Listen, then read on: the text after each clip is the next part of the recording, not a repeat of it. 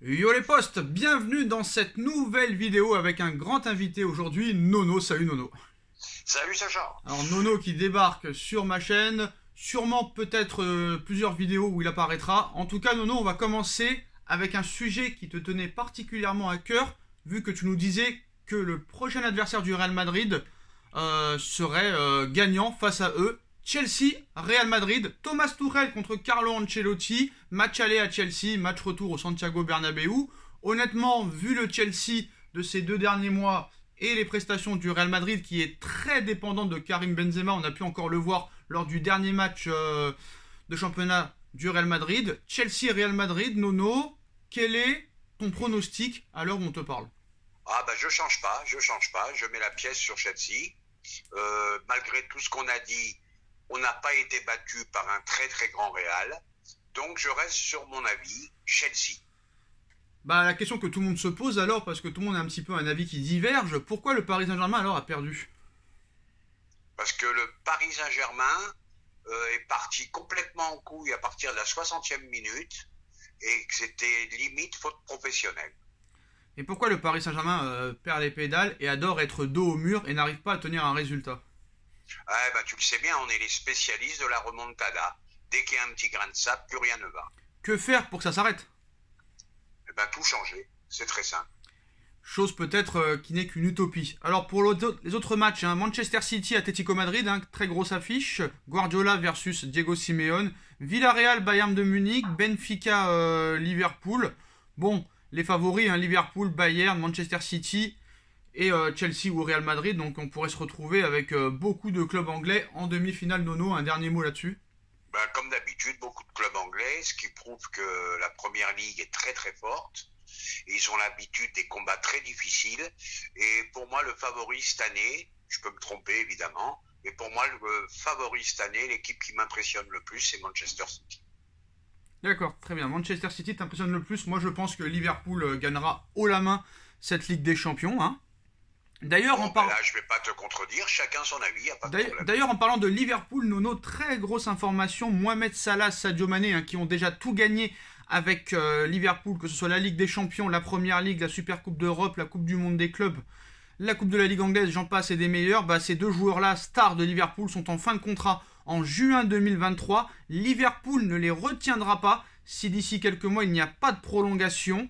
Alors déjà, bah, Liverpool a déjà les deux pistes pour les remplacer. Isaac de la Real Sociedad pour remplacer Sadio Mané. D'autres joueurs aussi pour remplacer Mo Salah. Le Real Madrid est très intéressé par Mo Salah si jamais Erling Haaland ne venait à ne pas venir. Pareil pour le FC Barcelone qui est très intéressé par Mo Salah dans le même cas que le Real, hein, si Haaland ne veut pas venir au Barça. Est-ce que Paris doit aller sur Salah? Et à ton avis, combien Liverpool pourrait en demander? On parle d'une offre de 70-80 millions d'euros, honnêtement. Ben, je pense que Salah serait une très très bonne idée. Très très grand joueur, très grand attaquant.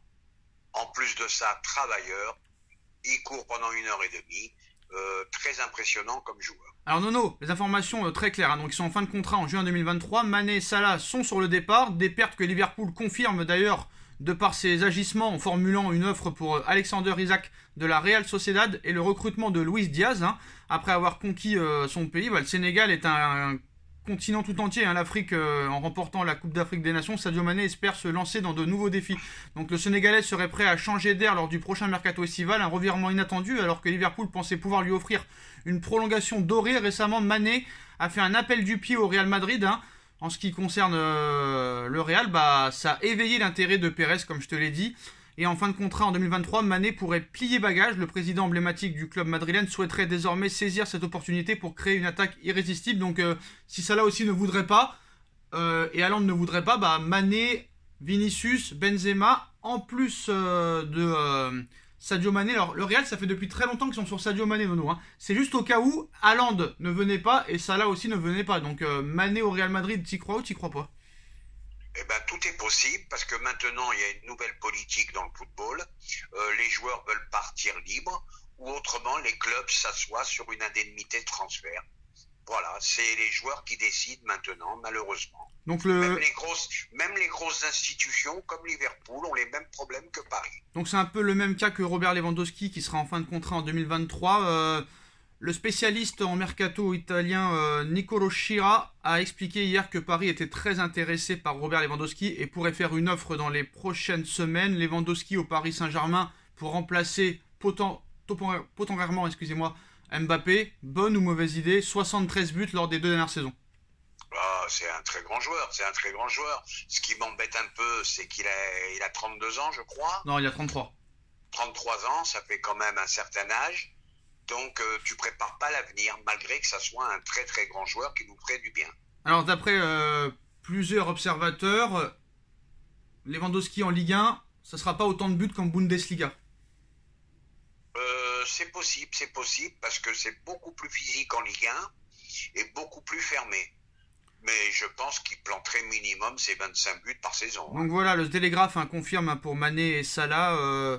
Luis Diaz qui a été recruté pour 45 millions d'euros et Liverpool qui vient de formuler une offre de 70 millions d'euros pour Alexander Isak. Ces deux hommes semblent être les deux remplaçants désignés pour tenter de pallier les départs de Sadio Mané et de Mo Salah. Honnêtement, est-ce que Paris va aller sur Mané ou Salah? Honnêtement, à ton avis? Ils peuvent pas aller sur tout le monde, malheureusement. Là, je crois que leur choix prioritaire, c'est Haaland. Ça me paraît difficile. Voilà. Bon, maintenant, je reviens à ce que je te disais tout à l'heure.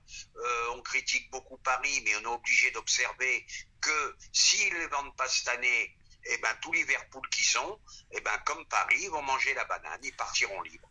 Et ça commence à devenir ennuyeux dans le football moderne. Alors maintenant, Nono, on va parler d'un transfert officiel. Le Real Madrid et l'AS Monaco ont trouvé un accord pour Aurélien Tchouaméni. Le montant serait de 50 millions d'euros plus 15 millions d'euros de bonus. Information Ramon Alvarez. Tchouaméni, 20 ans, 50 millions d'euros. Pourquoi Paris ne va pas dessus? Ça, je pourrais pas te répondre, mais par contre, ce que je peux te dire, et ça, c'est à donner en exemple à Leonardo, Monaco vend très très bien. Comme Lyon, c'est les deux clubs qui vendent le mieux à des très très gros tarifs. Moi, mon problème, Nono, et je voudrais chose qu'on n'arrive pas à faire. Maintenant, quand tu as Tchouaméni, 21 ans, espoir, 50 millions, il fallait aller dessus. Moi, mon problème, Nono, c'est que Leonardo a refusé Camavinga, tout ça parce qu'il s'entendait pas avec l'agent de Camavinga. Camavinga a été au Real pour 35 millions d'euros. À 19 ans, c'est quand même pas cher, tu prends pas réellement de risques. Là, pareil pour Tchouaméni, 50 millions d'euros. Vu les dernières performances, il est en équipe de France. Je comprends pas. Ils ont Camavinga déjà. Dommage pour Tchouaméni de venir dans un club où il sera peut-être remplaçant pendant peut-être la première année ou les 2 premières années. Je comprends pas pourquoi le Paris Saint-Germain ne s'intéresse pas à ces joueurs-là. Ça prouve que vraiment... Est-ce qu'ils ont vraiment un projet sportif, ces dirigeants-là? Le problème, c'est qu'on a loupé Camavinga, on va louper Tchouaméni et on a loupé Ndombele. Bon, après, il faut m'expliquer pourquoi. Qu'est-ce qui se passe? Je suis désolé, mais Florentino Pérez, c'est un phénomène. Le mec, Tchouaméni, Camavinga, Valverde, ça va remplacer Modric, Kroos, Casemiro. Donc, quand ça va partir devant aussi, il va te remplacer par des masterclass. Ce Pérez, qu'on le veuille ou non, qu'on déteste le Real Madrid ou non, est un phénomène. C'est le plus grand président actuel. Et là, tu vois qu'il va construire un milieu de terrain fabuleux avec une moyenne d'âge de tout juste 20 ans. Donc, c'est extraordinaire. Alors, Nono, je voudrais qu'on parle un petit peu aussi de les propos de Neymar aujourd'hui après l'élimination, encore une fois, contre le Real Madrid. Je sais que c'est dur d'en parler. Et aussi parler aussi d'une chose qui m'embête un petit peu, la dernière liste de l'équipe de France. Alors, Neymar, qui nous fait du Neymar en interview. Ça a été très rapide. Tu me diras ce que tu en penses. Je suis revenu d'une blessure en donnant ma vie pour être présent face au Real. Ça a été des jours compliqués. Nous ne voulions pas perdre. On n'est pas là pour ça. On ne l'a pas programmé. Personne n'a levé le pied pour ça. Plutôt l'inverse. Donc d'après lui, il a été à 100%. Ça fait quand même peur de voir ce Neymar-là à 100%. Parce qu'il a fait quand même 3-4 matchs avant le match retour contre le Real. Toujours des excuses. Toujours des excuses. Toujours des excuses, toujours la langue de bois. Et si lui-même dit qu'il était à 100%, ça veut dire qu'il faut oublier le Neymar d'avant. Tout simplement. Alors, autre information, Nono, en ce qui concerne le futur de Pochettino. Alors, Erik ten Hag, entraîneur de l'Ajax, c'est la priorité de Manchester United pour prendre le poste d'entraîneur. L'élimination en Coupe de France du Paris Saint-Germain, le jeu proposé Et la remontada face au Real Madrid est en train de refroidir les dirigeants de Manchester United. Pochettino reste néanmoins une cible du club anglais qui n'a pas encore pris de décision définitive sur la question. Pochettino s'est tué tout seul là. Eh ben, il finira en Angleterre dans un club moyen. Je pense que Manchester United ne le prendra pas. Alors Nono, une chose très intéressante qui vient de tomber, c'est une info d'il y a 45 minutes, la Ligue de football professionnel en Ligue 1 entre en négociation exclusive avec CVC Capital, le même chose que les Espagnols, pour la cession de 13% des parts de la future société commerciale de la Ligue 1 bien sûr, de la LFP, contre un montant de 1,5 milliard d'euros, ce qui valoriserait cette future société à 11,5 milliards d'euros. Est-ce une bonne nouvelle pour la Ligue 1 ? Là, c'est une bonne nouvelle pour la Ligue 1, mais par contre, ils sont courageux d'investir autant. C'est-à-dire les CVC ? Eh oui, eh oui. Ah bah tu sais, ils comptent sur le Paris Saint-Germain et peut-être d'autres clubs. Ça veut dire peut-être qu'ils ont, on va dire, peut-être en amont, connaissance de futurs investisseurs qui pourraient débarquer, que ce soit à Saint-Etienne, à Bordeaux, Lyon qui veut vendre. On ne sait pas si vraiment Tony Parker, c'est lui qui sera le remplaçant à 100%. Il y a peut-être beaucoup d'investisseurs qui vont venir dans des clubs français, peut-être.